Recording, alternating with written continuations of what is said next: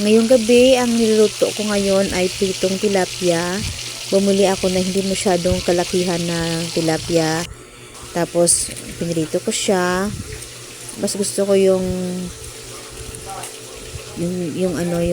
medyo crispy na tilapia, yung sa taas medyo matigas. Mas gusto ko yung kainin.